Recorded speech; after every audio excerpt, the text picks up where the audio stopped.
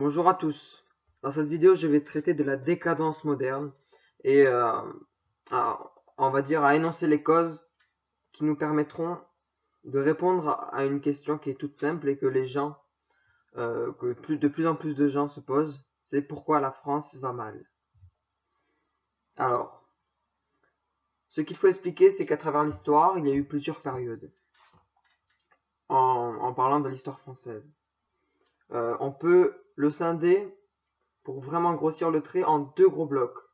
L'époque pré-révolutionnaire et post-révolutionnaire. Car ça a été un long clivage idéologique tout au long de ces siècles. De la pré-révolution, c'était l'ancien régime, donc une société patriarcale qui revendique son identité catholique à travers les mœurs, à travers ses propres mœurs.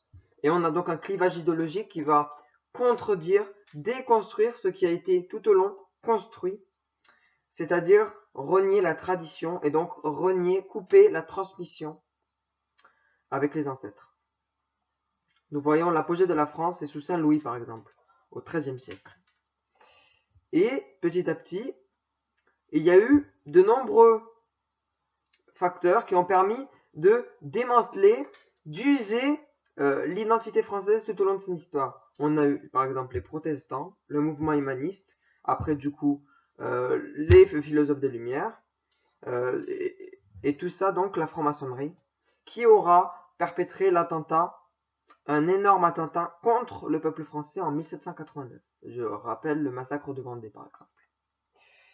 Et donc, il y a une doxa qui est aujourd'hui présente, qui se repose donc sur les valeurs droits de l'homiste, donc républicaines, qui s'inspirent de ce mouvement contre la tradition, donc contre ce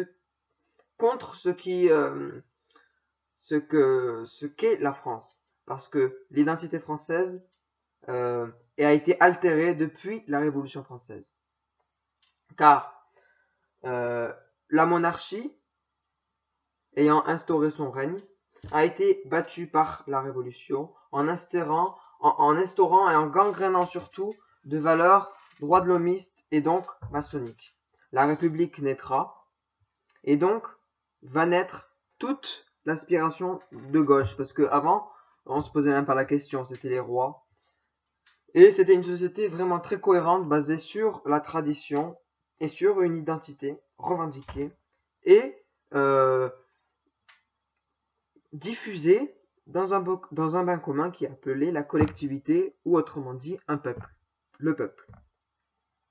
Et donc, cette collectivité va se démanteler au fil du temps par la gauche, parce que la gauche, normalement, à la base, naît de cette aspiration à contrer la tradition et à créer un avenir qui s'émancipe de toute contrainte du passé, et qui est donc cette Révolution française. Nous voyons par exemple à travers les arts, à l'époque, tout était basé sur la raison, avec un principe qui est chrétien, c'est au-delà de quantifier la matière, on quantifie et on va chercher la perfection, la beauté même, au-delà de cette matière. Et c'est donc une vision transcendantale et qui est anti-matérialiste. Voilà. Parce que le matérialisme athée aujourd'hui dominant ne se repose que sur le facteur purement superficiel des choses et qui ne quantifie que la matière. Toute la consommation et l'idéologie libérale, donc qui est normalement incarnée par cette gauche, le libéralisme naît de cette aspiration à matérialiste, anti donc religieux. Et c'est une continuité de la Révolution française, car on peut prendre un livre médiocre et un livre excellent. Si le livre médiocre fait 500 000 exemplaires en termes de vente, et le livre excellent 10 000, eh bien la quantité est privilégiée à la qualité. Et tout cela se constate dans notre vie quotidienne. Donc, c'est pour ça que notre société est dénuée de toute spiritualité. Tout est basé sur le rapport aux sentiments, aux pulsions, et donc à cette déraisonnabilité que nous impose le marché quotidiennement, avec les pubs, notamment dans les supermarchés, car ils veulent nous conditionner à acheter leurs produits de façon sentimentale, pulsionnelle. Ça, tout le monde le sait.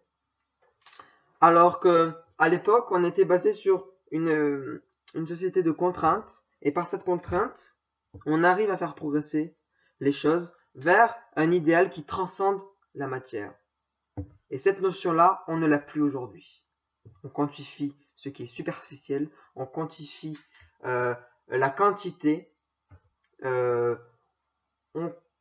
finalement, on enlève Dieu de toute chose. On ne veut admettre qu'il y a une entité transcendante et que finalement tout se reposerait sur une valeur, on va dire, une valeur de quantité tout simplement. Et c'est la base du capitalisme aujourd'hui et la base du fonctionnement, on va dire, même psychologique des gens. Par exemple, le divorce. À l'époque, on ne divorçait pas pour les enfants. Et maintenant, on a ce rapport à la consommation. Il me plaît plus trop ce mec ou cette meuf. Ça fait 5 ans qu'on est mariés. Allez, hop, on divorce. Et tout ça est sous cette idéologie de l'individualisme et du matérialisme consumériste.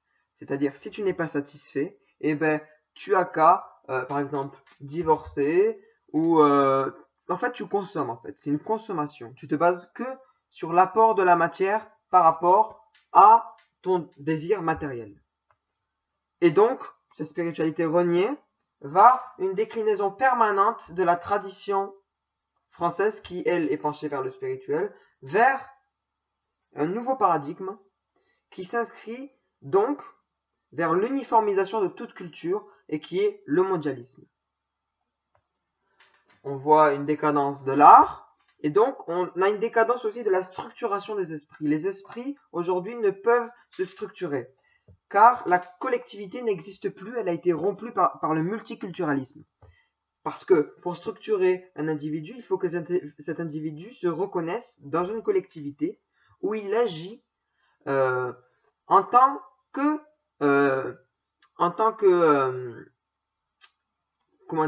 constituant de cette collectivité. Et la tradition, la culture, la nation sert à ça. Par exemple, je suis français, je suis normalement dans une collectivité française où il y a des Français et ces Français-là ont les mêmes valeurs, doivent porter la même vision d'un point de vue traditionnel et on doit avoir ce bien commun qui nous permet de construire une société dans le cadre, par exemple, de fêtes traditionnelles.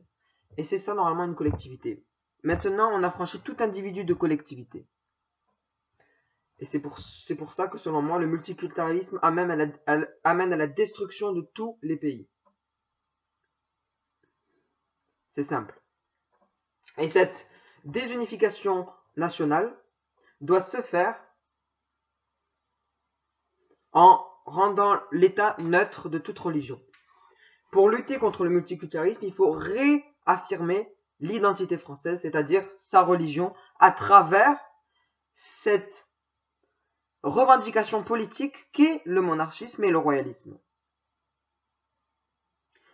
Je le dis clairement, il faut abattre la République, qui est inspirée des lois maçonniques, donc basées sur le rapport à la matière, consumériste, pour basculer et donc faire un clivage dans l'autre sens et de renouer avec la tradition qu'est la France et donc avec le Christ. C'est tout simple. Je vous le dis donc, mes frères, mes sœurs, renouez avec votre tradition. Redevenez ce que les ancêtres, soyez l'exemple, soyez le résultat de tout ce que vos ancêtres ont aspiré un jour. Et ça, l'État ne veut pas. L'État brise tous les liens avec le passé, c'est fini. Les gens n'ont jamais été aussi ignorants de l'histoire du pays quand même. Ils n'ont jamais autant détesté leur pays. C'est pour ça, je vous le dis donc, il faut renouer avec le catholicisme, réapprendre à aimer la France et ne pas avoir honte de revendiquer cette identité nationale contre le multiculturalisme, contre par exemple un Français d'origine émigrée qui va revendiquer sa culture par exemple en face de la conversation, parce que normalement tous les liens devraient être français. C'est-à-dire que ce bien commun, il ne faut pas qu'il se scinde en des personnes qui veulent ne pas s'affranchir de leur pays d'émigration. Normalement, on est en France et il y a certaines règles à respecter. C'est-à-dire, dans le rapport des choses, il faut qu'il y ait toujours la France. Il faut qu'il y ait toujours ce respect pour la France. Parce que la France, c'est ce qui unit le rapport aux individus. Et c'est ce qui définit même une collectivité qui est unifiée par des valeurs communes, des règles communes, une religion commune. Et finalement, ce consensus idéologique qui admet et qui respecte cette collectivité. Ça veut dire que vous pouvez être athée, mais par contre, vous devez respecter le catholicisme qui est à la base de votre collectivité. Ça veut dire que même si vous êtes athée, vous avez été structuré forcément par le catholicisme. Ou sinon, vous êtes un être comme les trois quarts des Français, un être déraciné, sans valeur à défendre, et sans avoir ce bagage, ce patrimoine qui est à prendre toute une vie. Hein, il faut s'enrichir. Parce que les gens, vu qu'ils n'ont plus rien à défendre, ils n'ont plus de valeur à défendre, puisqu'ils n'ont aucune religion, ils n'appartiennent à aucune collectivité. Pour défendre quelque chose, il faut déjà l'avoir. Et les gens qui n'ont rien à défendre, eh ben, ils ne défendront rien. Ils ne défendront rien. C'est pour ça que je vous le dis encore une fois. Renouez avec le catholicisme. On est en France. Renouez avec la France. Je vous remercie.